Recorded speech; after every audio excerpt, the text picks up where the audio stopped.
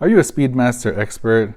I'm going to need your help answering some of my burning questions about which model I should get, either this sapphire version or the hexalite version. So here we go.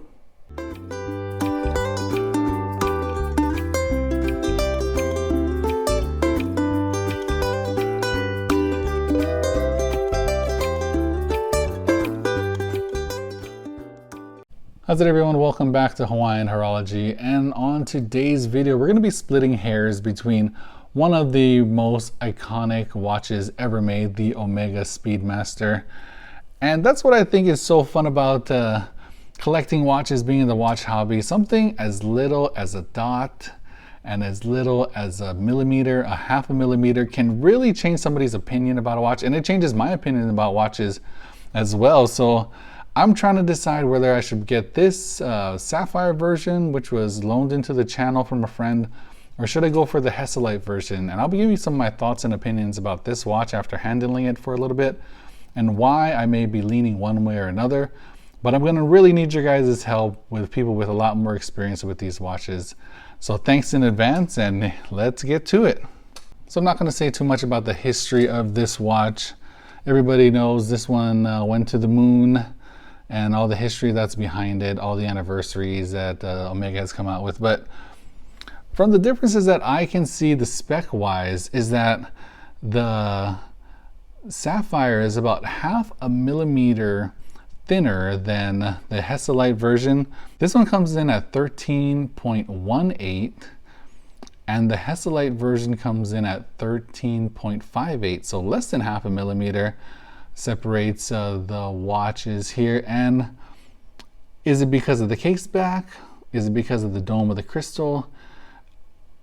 Is it gonna change how the watch wears? I mean, I doubt it, but in some of my other videos, you can see just a 0.7 millimeter difference between two tutors. It's kind of a big deal.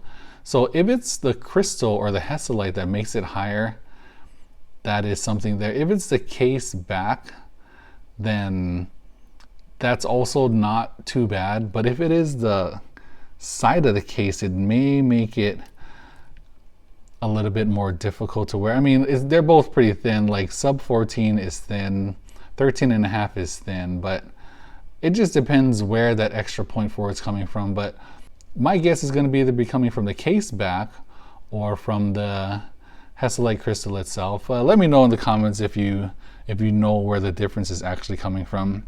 And one of the things I'm most impressed is this bracelet. This one is still the newer model, but it doesn't have the micro adjust. It just has, I mean, it has the tooled micro adjust, which is pretty tiny. If you see this, it seems like closer than any kind of regular micro adjust. But the new one I'll be picking up does have the micro adjust, and I'm very, very excited about that. And this bracelet does have a pretty good taper. It comes from 20 millimeters down to 15, and it does kind of remind me of a Jubilee. Not the look exactly, but the links are small, and it is, I guess, 5 links with these shiny links on the inside.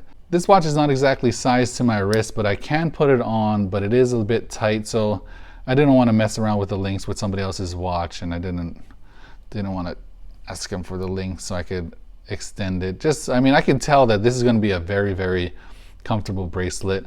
When I get it sized to me and with the extra micro adjust, it's just going to be amazing. But what I have read online is that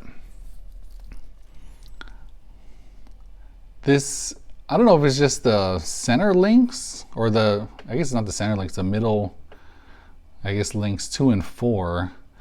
These are polished, and on the hexalite version it's brushed.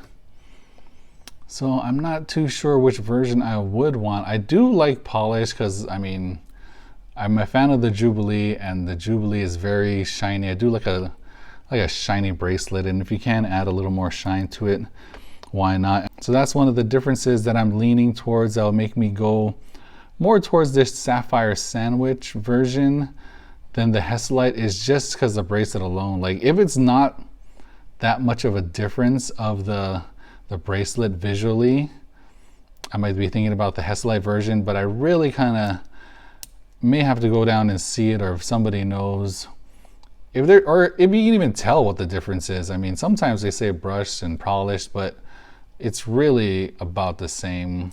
Yeah, so if anybody knows the real differences between these two, just let me know in the comments below.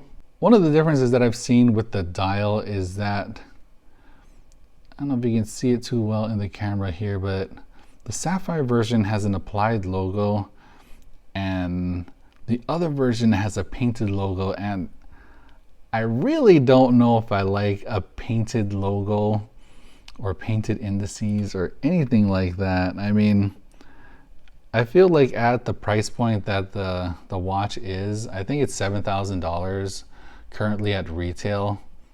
Both versions should have applied logos on it. I mean, because that's just like, that watch costs too much to not have an applied logo. And I don't think anything is stopping it from having an applied logo, especially if that watch is thicker than this watch. So, but really, when you actually look at it here, you're not going to be able to tell too much, but applied logos do speak to quality in my book. But this is also $1,000 more. So we have the Hesalite. So besides the applied logo, it is just the crystal that's different. Hesalite, I heard scratches more. This one is more scratch resistant, but I heard the Hesalite, you can buff it out. And one of the big things here is the movement. It's the same movement, but this movement you can see. That's what the guy I borrowed this from, I was kind of telling him, oh, I'm going back and forth between this one and that one. He's like, oh yeah, but this one you can see the movement, this is just a beautiful movement. It's very, very nice to look at, but really, how much are you actually going to really be looking at this thing? You're going to be wearing your watch like this, you know, on your wrist. Are you going to see the movement? Is that even going to matter to you? To me, it doesn't matter that much. Like, the only watch that I have with the open case back is this one, and I never look at the movement. It's not really that important to me. So on that front, the movement is not really a factor. More for me personally is going to be the bracelet, the way the bracelet looks, and how I think the applied logo versus the painted logo looks. Those are the two biggest deciding factors for me. And right now, I want them to have an applied logo on the Hesalite version. That's what I want to say. But that is not the case. So I think I'm going to be leaning towards this Sapphire version. I thought, before I even started this video and started thinking about it, I wanted the Hesalite version all the way. Because of the movement, I didn't care about seeing the movement. But I think the bracelet and the applied logo is what is going to be a deciding factor for me. But I'm still deciding. Let me know what you guys think in the comments below. Thanks for watching another episode of Hawaiian Horology. Shoots!